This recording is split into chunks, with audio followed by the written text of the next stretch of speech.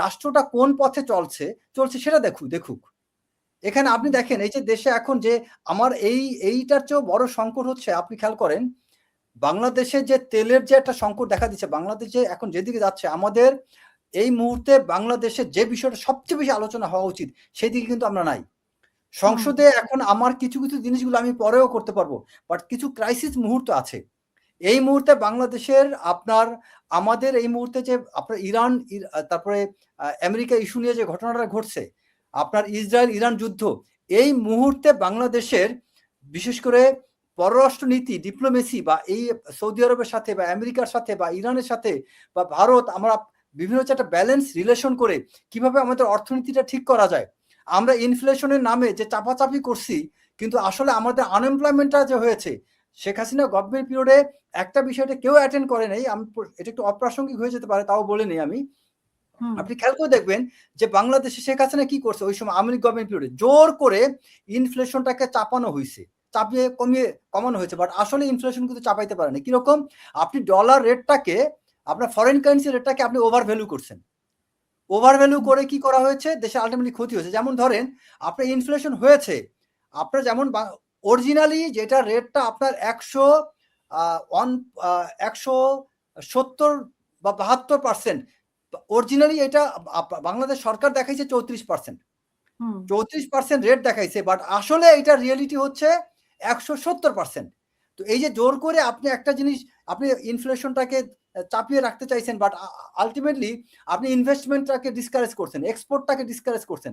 বাংলাদেশে করে কি সরকার মনে করে যে যদি আমি ইম্পোর্টটাকে এনকারেজ করতে পারি, ইনফ্লেশন কমাইতে পারি, তাহলে আমি টিকে থাকবো। কিন্তু আনএমপ্লয়মেন্টটা যে আরো বেশি একটা ডেঞ্জারাস জিনিস, এই বাংলাদেশি ইনভেস্টমেন্টটা কমে যাওয়ার কারণে, বিনিয়োগ কমে যাওয়ার কারণে আনএমপ্লয়মেন্ট বাড়ছে। সেই আনএমপ্লয়মেন্ট বাড়ার কারণে আপনি জানেন না, বাংলাদেশে অনেকগুলো গার্মেন্ট সেক্টর, আমি আজকে একটা প্রতিষ্ঠানে কথা বলতেছিলাম, তাদের এমপ্লয়ি ছিল 8,500, আজকে তাদের মাত্র 200 এমপ্লয়ি আছে।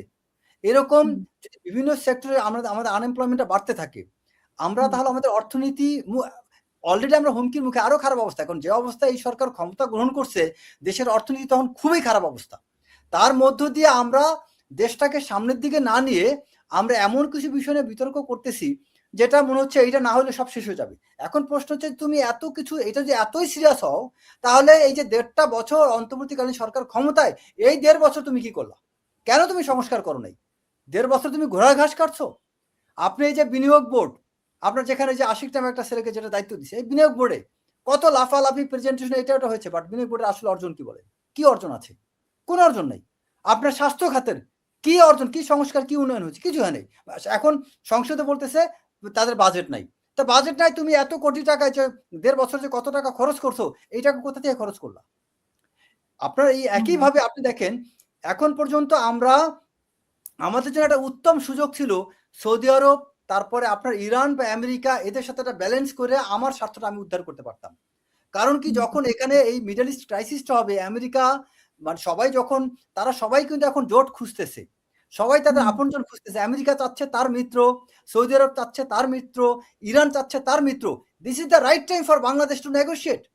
বাংলাদেশ উচিত ছিল একদম উত্তম সময়, যেই সময়টা বাংলাদেশ, এইটা আপনি শোনেন, আপনার 100 বছরেও আপনি এরকম অপরচুনিটি আসে না। আপনার আশেপাশে যখন বিভিন্ন রিজিয়নগুলোতে যখন আপনার ওয়ার সিচুয়েশন হয়, ওই মুহূর্তে কিন্তু আপনি রিজিওনাল পলিটিক্সে আপনি ব্যালেন্স অফ পাওয়ার, বা আপনি আপনার কি বলা যায় যে সিকিউরিটি ডিলেমা যে তৈরি হয়, এই সিকিউরিটি ডিলেমার মধ্যে আপনি কিন্তু আপনার সিকিউরিটিটাকে স্ট্রং করতে পারেন। আপনার মিডল ইস্টে এখন অনেক বড় একটা সিকিউরিটি ডিলেমা চলতেছে, অনেক বড় একটা ব্যালেন্স অফ পাওয়ারের আপনার পরিবর্তন হচ্ছে।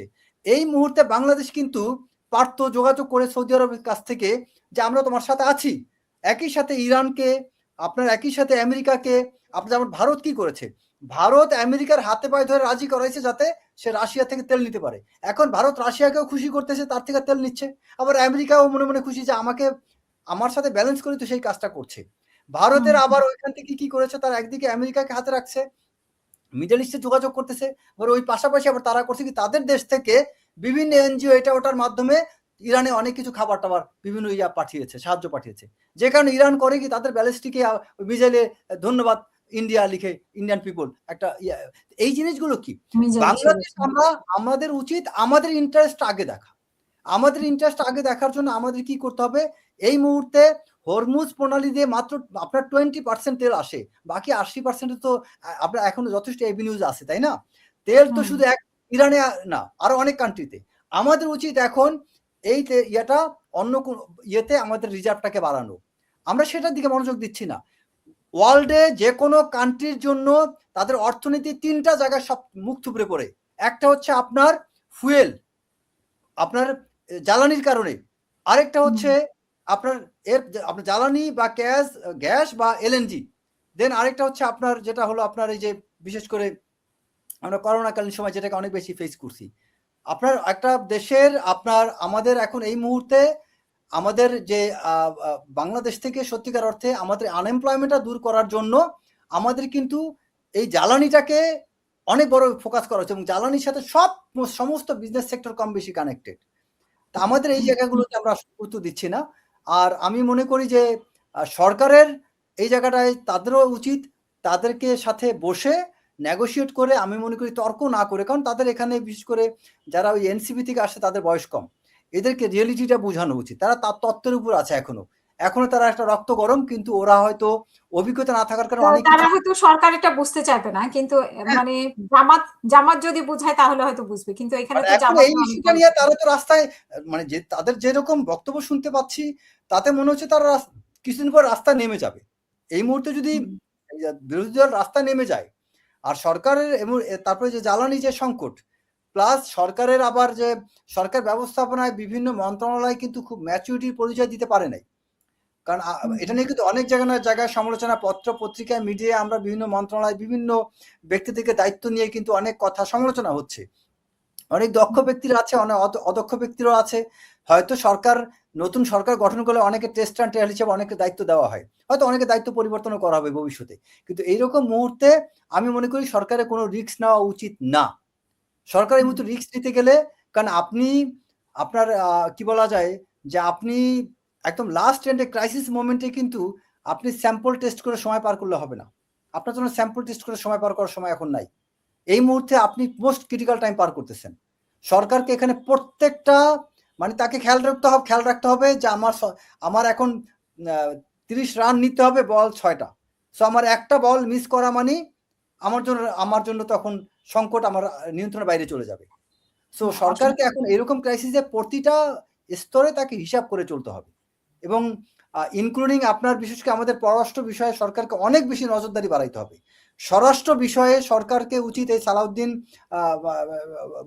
আহমেদ আমাদের কি বলে স্বরাষ্ট্রমন্ত্রী, তার স্বরাষ্ট্রমন্ত্রীকে এই মুহূর্তে আমি মনে করি বিরোধী দলের সাথে তার বসা উচিত এবং তার দলেরও যারা ম্যাচুর আরো সিনিয়র নেতা আছে তাদেরকে নিয়ে আলোচনা যাওয়া উচিত এবং এটা ইমিডিয়েটলি এটাকে আমি মনে করি একটা নেগোশিয়েবল পর্যায়ে আনা উচিত।